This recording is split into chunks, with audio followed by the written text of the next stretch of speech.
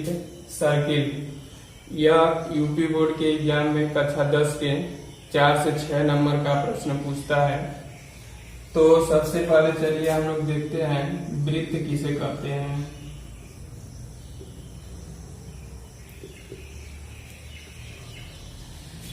वृत्त एक ऐसे बिंदु का बिंदुपथ होता है। वृत्त एक ऐसे बिंदु का बिंदुपथ होता है जो एक निश्चित या स्थिर बिंदु से समान दूरी पर होता है। एक ऐसे बिंदु का बिंदुपथ जो एक निश्चित बिंदु से समान दूरी पर होता है।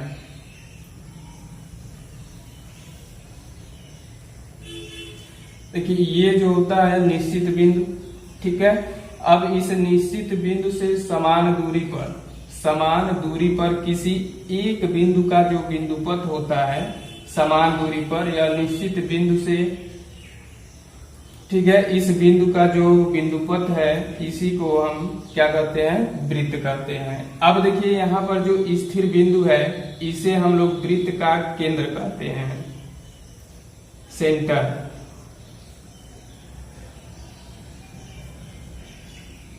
ठीक, जो निश्चित बिंदु है इसे हम लोग वृत्त का केंद्र कहते हैं, जैसा कि हम लोग पिछले क्लासों में पढ़ चुके हैं। अब देखिए अगर इस बिंदुपथ में किसी एक बिंदु का हम ले लें, किसी एक बिंदु को ले लिया जाए और इस केंद्र से क्या किया जाए, मिला दिया जाए, तो O से A तक की जो दूरी होगी इसे हम लोग त्रिज्या कहते हैं, त्रिज्या, जिसे स्मॉल r से प्रदर्शित करते हैं, इसे रेडियस कहते हैं। अब देखिए यहाँ पर जो होता है यह केंद्र हो गया, OA की जो दूरी है यह त्रिज्या हो गई। अब देखिए त्रिज्या हम लोग पढ़ चुके हैं, परिधि हो गई। परिधि किसे कहते हैं कि जो बिंदु का बिंदुपथ है, जो बिंदु का बिंदुपथ है इसी को वृत्त का परिधि या हम लोग परिमाप कहते हैं। अब हम लोग बात करते हैं व्यास का। व्यास जिसे डाया मीटर भी कहते हैं। अब देखिए व्यास क्या होता है, वृत्त के परिधि के ऐसे दो बिंदुओं को लिया जाएगा और इनको मिलाया जाए जो केंद्र से होकर जाती हैं। मतलब वृत्त के किन्हीं दो बिंदुओं को मिलाया जाए जो केंद्र से होकर जा रही हो, उन्हें हम लोग वृत्त का व्यास कहते हैं। इसे हम लोग जो है D से डिनोट करते हैं व्यास का। अब देखिए इस वृत्त में अनंत व्यास होंगे, क्योंकि केंद्र से जो है हम लोग ऐसे भी खींच सकते हैं व्यास। एक ही वृत्त में अनंत व्यास होते हैं देखिए, और अनंत त्रिज्याएं भी होती हैं। मतलब इस बिंदु का जितने बिंदुपथ होंगे उतना ही जो होगा व्यास होगा, उतना ही त्रिज्या होगी। ये सब जो है किन्हीं दो बिंदुओं को मिलाया जाए जो केंद्र से होकर जाती हो, ऐसी रेखा को हम लोग क्या कहते हैं, ऐसे रेखाखंड को हम क्या कहेंगे, व्यास कहेंगे। अब हम बात करते हैं जीवा की। जीवा, तो देखिए जीवा किसे कहते हैं,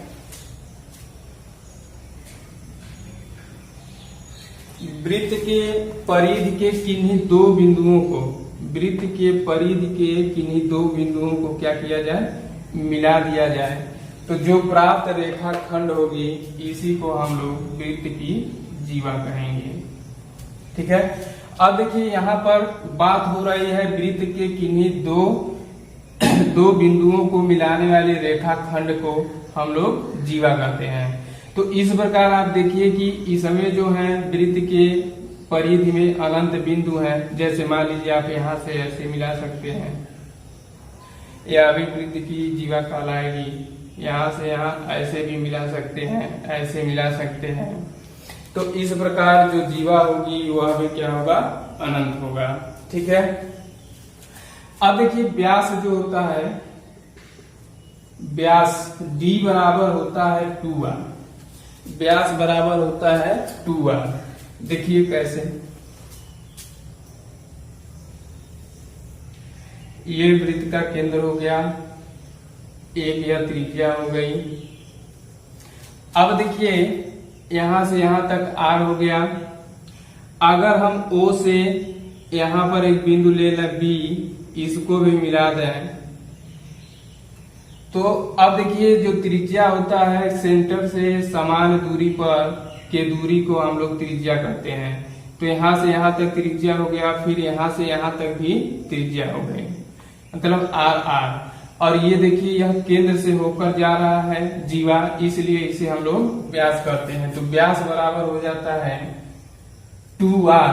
r और r क्या हो गया 2r, व्यास हो गया। अगर हम परिधि की बात करें तो परिधि बराबर होता है 2πr। 2πr जहां पाई का मान होता है 22/7 या 3.14। r बराबर आप लोग जानते ही हैं त्रिज्या होता है, ठीक है। अब देखिए परिधि के बाद जो है वृत्त का क्षेत्रफल की बात करते हैं। वृत्त का क्षेत्रफल होता है πr²। तो अभी चूंकि हम लोग क्षेत्रफल के बारे में नहीं पढ़ेंगे, इसलिए इस पर हम लोग विशेष चर्चा नहीं किया जाएगा अभी। अब देखिए यहाँ पर जो है हम लोगों ने क्या क्या पढ़ा, त्रिज्या, व्यास, जीवा, परिधि, ठीक है। और केंद्र आप जो लोग जान गए हैं, जो बिंदु पथ का स्थिर बिंदु है उसी को हम लोग केंद्र कहते हैं। अब देखिए हम लोग बात करेंगे त्रिज्यखंड का। त्रिज्यखंड का मतलब ये हो जाता है कि वृत्त का ऐसा खंड जो त्रिज्या के द्वारा होता है। देखिए यहाँ पर अगर एक त्रिज्या हम लोग खींच दिए हैं तो इसका मतलब ये नहीं कि यह त्रिज्यखंड हो गया, नहीं। यहाँ पर दो त्रिज्याओं के द्वारा जो खंड होगा उसी को हम लोग त्रिज्यखंड कहते हैं। तो त्रिज्यखंड किसे कहेंगे,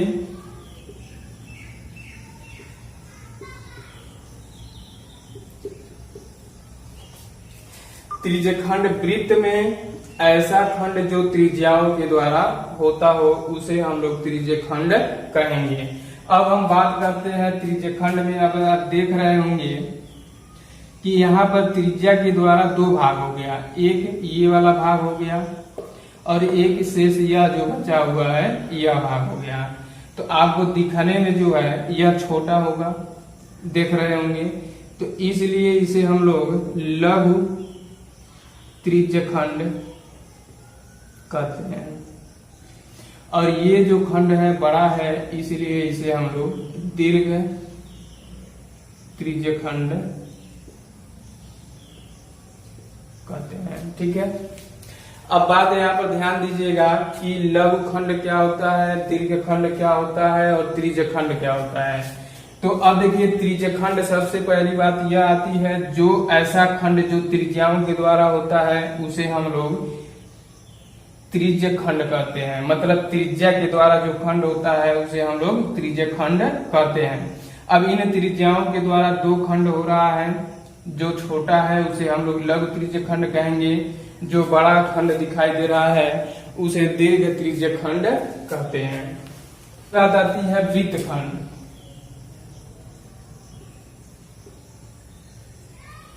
तो वृत्तखंड क्या होता है देख लीजिए। वृत्त का ऐसा खंड जो जीवा के द्वारा हो, जीवा के द्वारा। तो जीवा किसे कहते हैं, तो जीवा परिधि के किन्हीं दो बिंदुओं को जो है मिला दिया जाए, किन्हीं दो बिंदुओं को मिलाने से जो प्राप्त रेखाखंड होता है उसे हम लोग जीवा कहते हैं।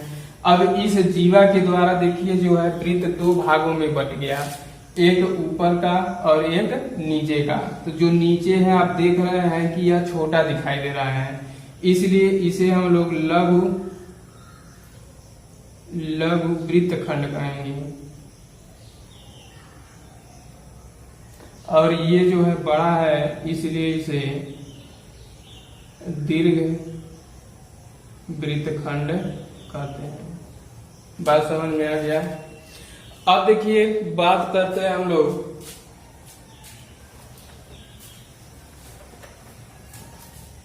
वृत्त के छेदक तथा स्पर्श रेखा।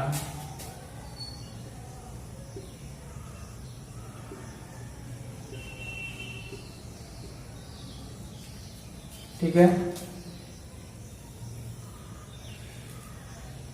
देखिए छेदक रेखा क्या होता है? ऐसी रेखा जो वृत्त को दो बिंदुओं पर प्रतिच्छेद करें। प्रतिच्छेद का मतलब यहाँ से रेखा हम लोग खंड खींच रहे हैं, तो यहाँ से यहाँ तक आया, तो यह वृत्त को दो जगह जो है प्रतिच्छेद कर रहा है।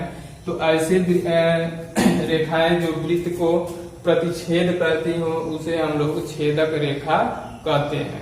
ठीक है, अब हम लोग बात करते हैं वृत्त की स्पर्श रेखा।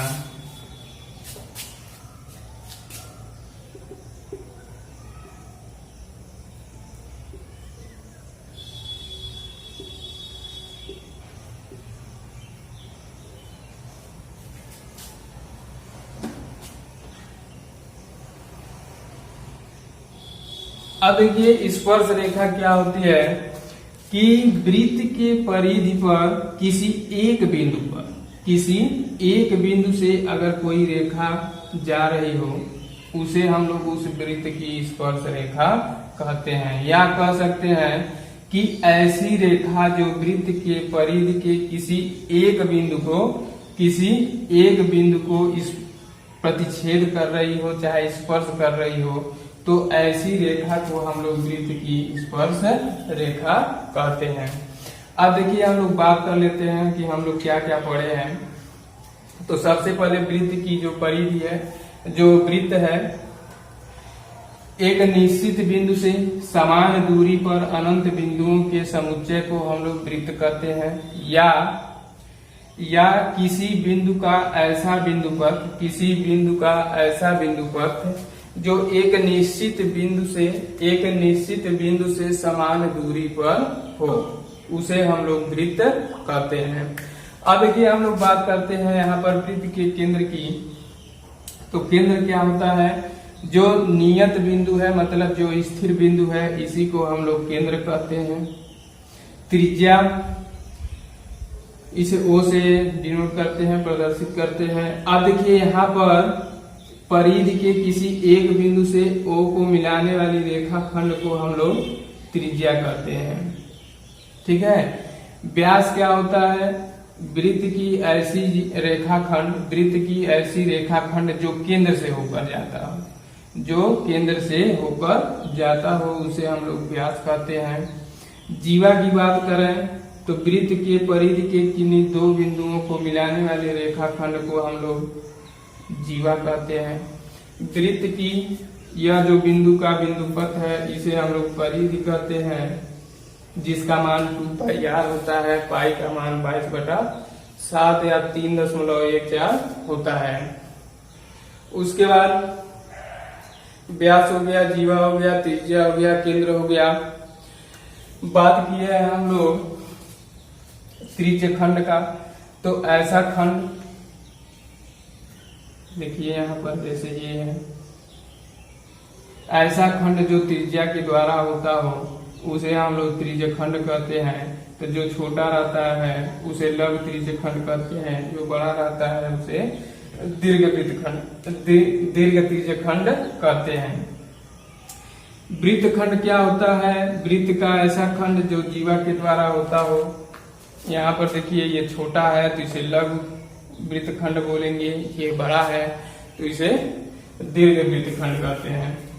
अब बात करते हैं इस वृत्त में संपूर्ण वृत्त का जो कोण होता है 360 अंश का होता है। यहाँ पर जो पूरा एंगल बन रहा है वह कितने अंश का बन रहा है? 360 अंश का बन रहा है। छेदक रेखा, अभी हम लोग बात की है कि ऐसी रेखा जो वृत्त को प्रतिच्छेद करता हो, काटता हो, उसे हम लोग छेदक रेखा कहते हैं। स्पर्श रेखा, स्पर्श रेखा क्या होता है, वृत्त के किसी एक बिंदु, वृत्त के परिधि के किसी एक बिंदु को अगर कोई रेखा स्पर्श करता है या का प्रतिच्छेद करता है इस बिंदु को, ठीक है, उसे हम लोग क्या कहते हैं, स्पर्श रेखा कहते हैं। तो कक्षा 10 के चैप्टर में हम लोग स्पर्श रेखा ही पढ़ेंगे, इसको हम लोग कल डिटेल से पढ़ा जाएगा नेक्स्ट क्लास में।